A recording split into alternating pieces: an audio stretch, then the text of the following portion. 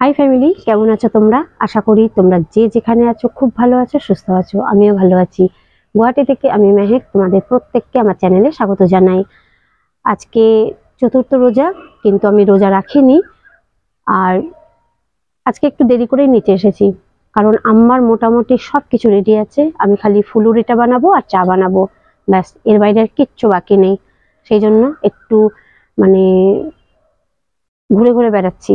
যখন অনেকটা সময় আছে একটু পরে বানাবো, কারণ এখন যদি বানাই না সেই ফুলুরিটা পরে আর খেতে ইচ্ছে করবে না, ঠান্ডা হয়ে যাবে। তো চলো, ভিডিওটা শুরু করেছি, তোমরা দেখো, আশা করি তোমাদের ভালো লাগবে। এখানে দাঁড়িয়ে দাঁড়িয়ে রাস্তার লোক দেখছি আর সময় পার করছি।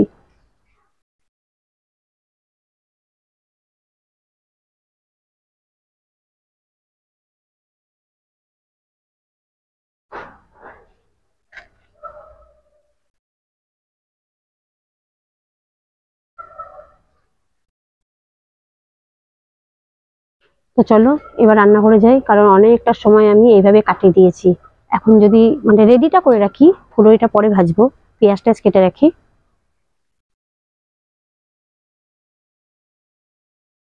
তো এই দেখো বন্ধুরা, এখানে আমার বর নিজের জন্য আর আমার জন্য রুয়াবজা শরবতটা রেডি করে নিচ্ছে।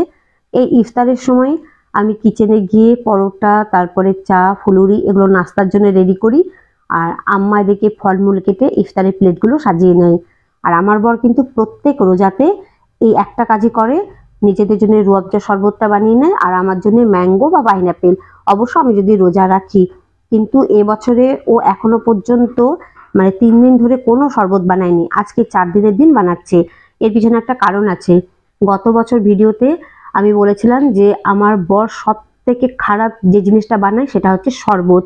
মানে ও যদি শরবত বানায় তাতে তুমি রুয়াবজাও পাবে, চিনিও পাবে, কিন্তু যখন খাবে তখন ওতে চিনির টেস্টও থাকবে না, মিষ্টিও হবে না, আর রুয়াবজার টেস্টও থাকবে না। খালি মনে হবে যে তুমি একটা কালারফুল জল খাচ্ছ বা পানি খাচ্ছ। ও এই রকমই শরবত বানায়। তো সেটা বলার পর থেকে অবশ্য ও বলেছে আমি নাকি প্রত্যেকটা ভিডিওতে ওর বদনামি করি। তাতে কিন্তু শরবত বানানো ছেড়ে দেয়নি।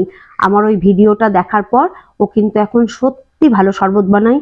ওতে রুয়াবজার টেস্টও থাকে, আবার চিনির টেস্ট স্বাদটাও পাওয়া যায়, মানে শরবতটা শরবত হয়, কালারফুল জল হয় না। হাই ফ্যামিলি, আসসালামু আলাইকুম। সবাইকে রমজান মুবারক। এবং ফ্রিজে পানি লাগিব।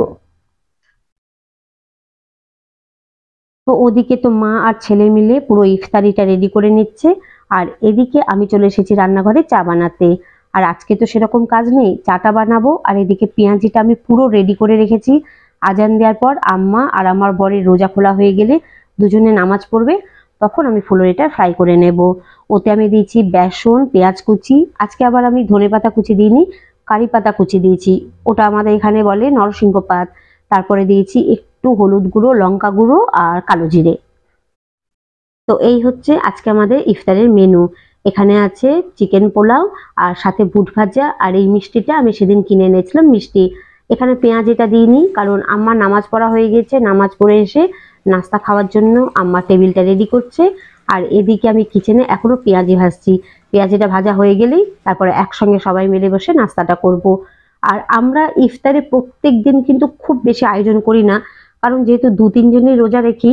আর এখন তো আমি রাখছি না, আম্মা আর আমার বর রাখছে, তাই খুব একটা বেশি আয়োজন করি না। কারণ রোজা রেখে না খুব একটা বেশি খাওয়াও যায় না। মনে হয় অনেক কিছু খাবো, কিন্তু যখন খেতে বসি তখন আর খেতে ইচ্ছে করে না। তো এখানে আম্মা সবার জন্য চিকেন পোলাওটা বেড়ে নিচ্ছে। আর এই দেখো আমার পেঁয়াজি ভাজা হয়ে গিয়েছে। আর আমি যখন পেঁয়াজি বানাই তখন পেঁয়াজ আর কাঁচা লঙ্কাটা বেশি দিই আর বেসনটা কম দিই। তবে রোজার সময় আমি কাঁচা লঙ্কা দিই না, কারণ আম্মা রোজার সময় একদম ঝাল খায় না। আমিও আজকাল ঝাল খেতে পারি না, সেই জন্য একটা কাঁচা লঙ্কা দিই। আর আজকে যখন পেঁয়াজি ভাজছিলাম তো আম্মার একটা কথা আমার মনে পড়ছিল, আর মনে মনে হাসছিলামও।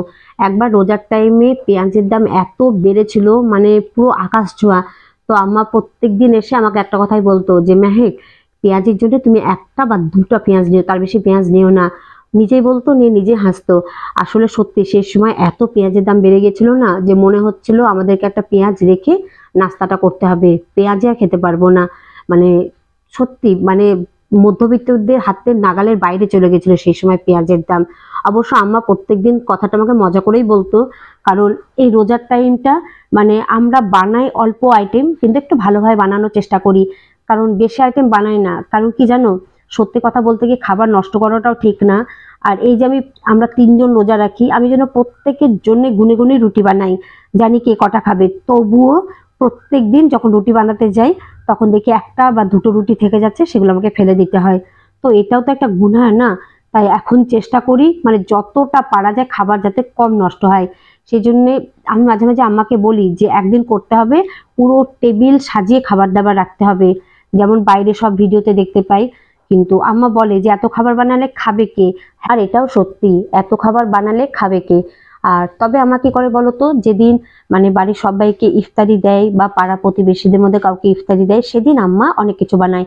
আর তাছাড়া আমাদের যেহেতু যৌথ পরিবার, কোনোদিন বড় কাকিমা দেয়, কোনোদিন মেজো কাকিমা দেয়, কোনোদিন মাসি দেয়, মোটামুটি আমরা ইফতারিও পেয়ে থাকি। তো সেই জন্য আম্মা খুব একটা বানায় না, আর যেটুকু বানাই ওটাই আমাদের মানে চলে যায়। কিন্তু ভিডিওতে যখন দেখি না পুরো টেবিল সাজিয়ে ইফতারি মানে সাজানো আছে, দেখতে কিন্তু সেই লাগে।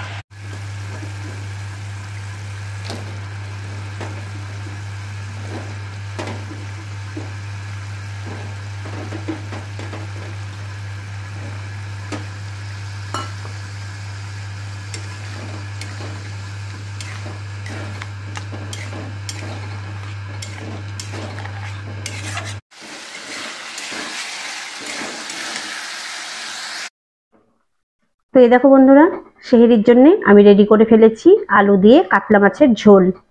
আর আজকের এই ঝোলটা আমি মশলাটাকে অনেকক্ষণ ধরে কষিয়ে বানিয়েছি, তো আশা করি খেতে ভালোই হবে। টমেটো দেওয়ার ইচ্ছা ছিল, কিন্তু যেহেতু এটা সেহরিতে খাবো সেই জন্য টমেটো দিইনি, আলু দিয়েই বানিয়েছি। আর এখন এর ওপর থেকে ছড়িয়ে দেবো কিছুটা ধনেপাতা।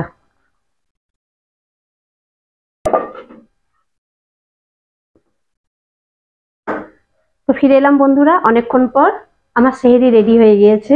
তোমাদেরকে তো দেখালামই, একবার ফাইনাল লুকটা দেখিয়ে দিই। এই দেখো, আলু দিয়ে কাতলা মাছের ঝোল।